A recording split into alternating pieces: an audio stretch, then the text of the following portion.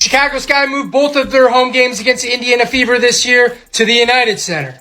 Now, the United Center is the largest stadium in the NBA with almost 21,000 seats, which is more than double where the Sky normally play at Wintrust Arena. But this game being in the United Center, if you guys did not see, tickets sold out. And tickets sold out in 5 minutes. They sold out in 5 minutes. United Center sold out in a minute. Sorry, not in a minute, 5 minutes. A minute. It was a fight even trying a ticket. Seats kept disappearing. They started at $200. Back in 2007, you get season tickets for that price. You can go and get season tickets probably a year ago. The Chicago Sky made a bold move this season by relocating both of their home games against the Indiana Fever to the United Center. Now, this might sound surprising because the United Center, with a seating capacity of nearly 21,000, is more than double the size of the Sky's usual home court, Wintrust Arena. And guess what?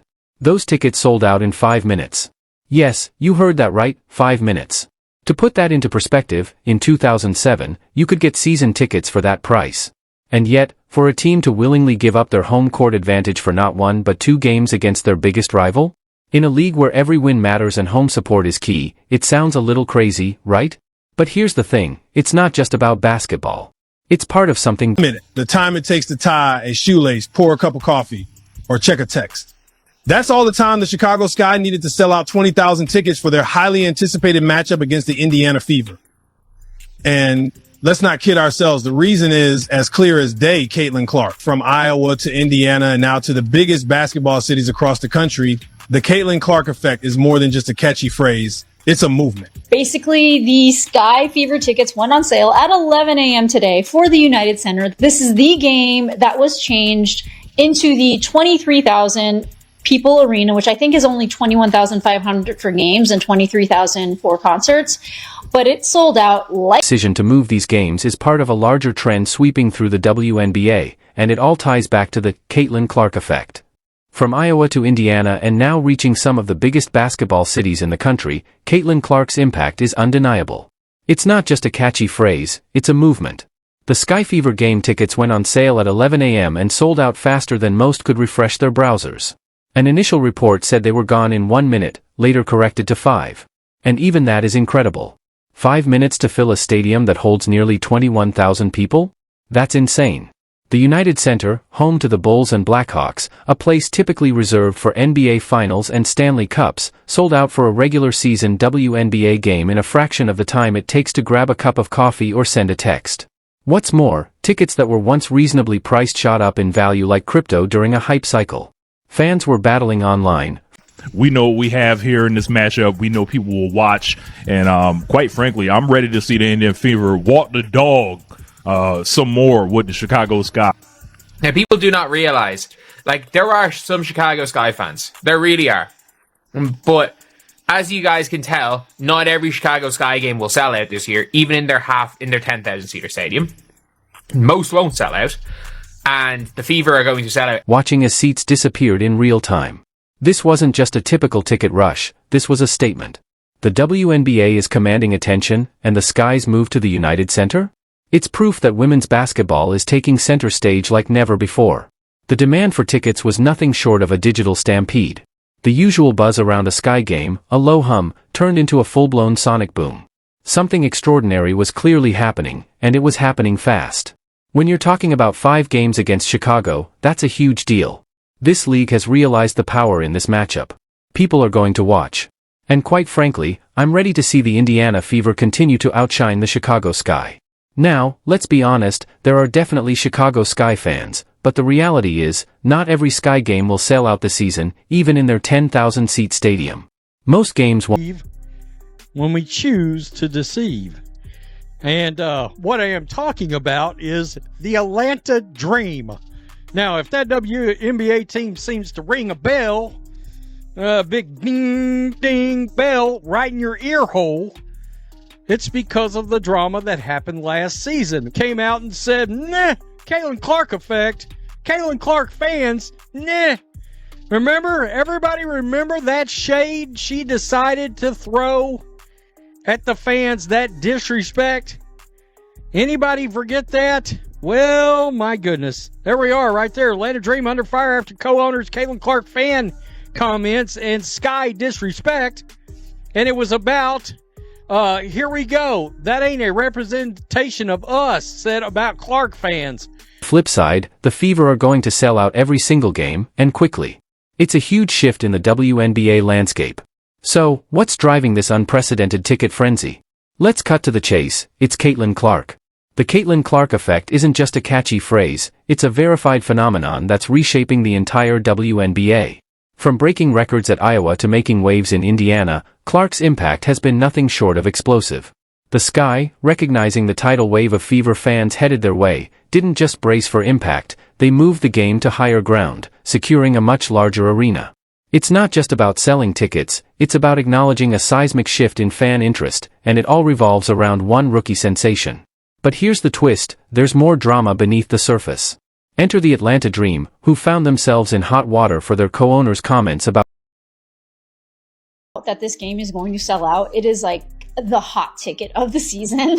And incidentally, it is going to break the record for the biggest crowd of a The clear tension between the Dream and the Fever added another layer to this already heated WNBA conversation. The Atlanta Dream's comments about Caitlin Clark fans not being like us ignited some serious backlash, especially considering the growing fanbase Clark has drawn. Now, of course, there are whispers trying to spin the narrative, claiming this ticket frenzy and national attention are all about Angel Reese and her dedicated Chicago fan base. Yes, Reese has brought energy and attention to the city, but let's not kid ourselves, this level of mania, the record-breaking ticket sales, the arena switch? It all points back to Caitlin Clark. To put it simply, attributing this frenzy to anything other than Clark's impact would require some serious mental gymnastics.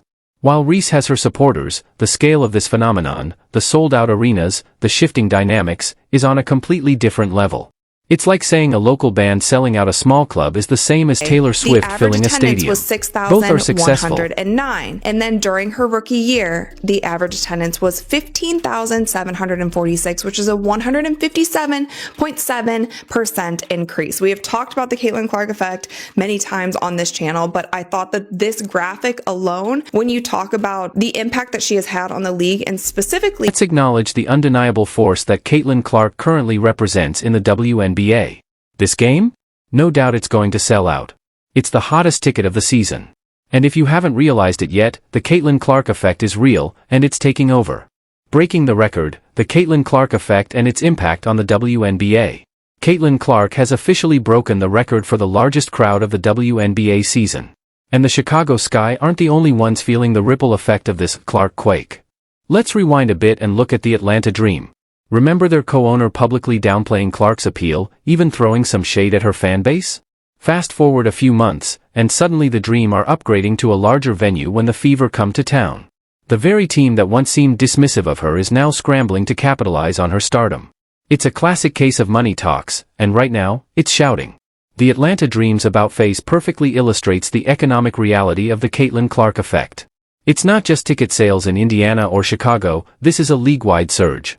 Teams that were initially skeptical or resistant to the Caitlin Clark phenomenon are now waking up to the fact that they can't afford to ignore. And yet I'm still surprised because Indiana Fever preseason, not even like preseason exhibition game, where the Indiana Fever are going to play the Brazilian national team at Cover Hawkeye Arena, Caitlin's college facility, sold out.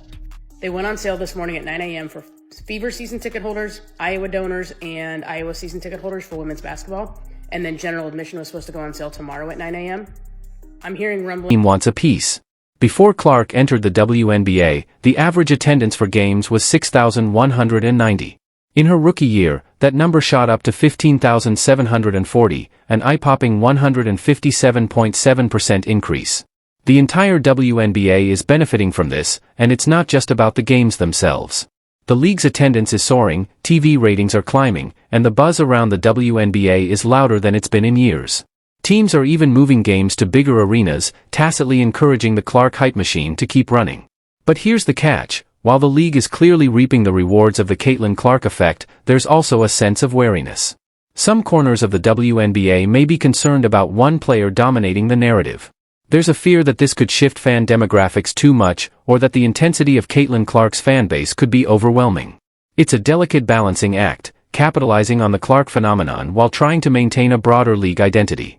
This mixed She was on TV. 89,000. It's the worst rated game they've had. somewhat hypocritical situation. And the drama doesn't stop there. Caitlin Clark's presence is shaking things up even outside the WNBA. Recently, the Fever played a preseason exhibition game against the Brazilian national team at Cover Hockey Arena, Caitlin Clark's college facility. The tickets for this event were gone in an instant. They went on sale for season ticket holders, Iowa donors, and Iowa women's basketball season ticket holders. General admission was supposed to open the next day, but even before that, scalpers had flooded the secondary market.